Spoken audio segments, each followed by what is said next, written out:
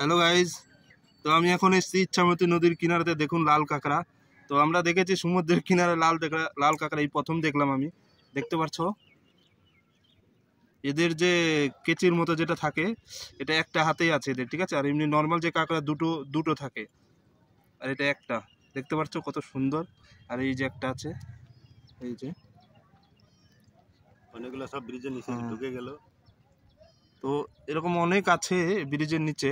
এই সামনে নদী, ইচ্ছামতি নদী। তো এই কাদার জন্য আমি যেতে পারছি না, নাহলে তোমাদেরকে ঘুরিয়ে ঘুরিয়ে দেখাতাম।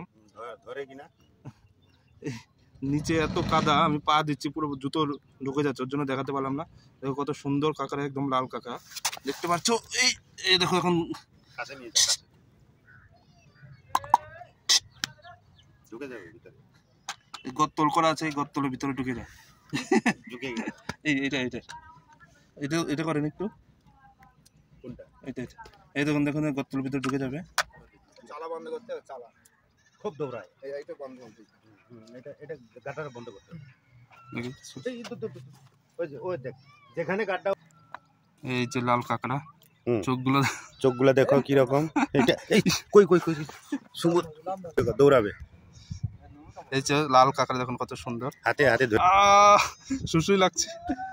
সমুদ্রের লাল কাঁকড়া ইচ্ছামতি নদীতে চলে এসছে, সুন্দর।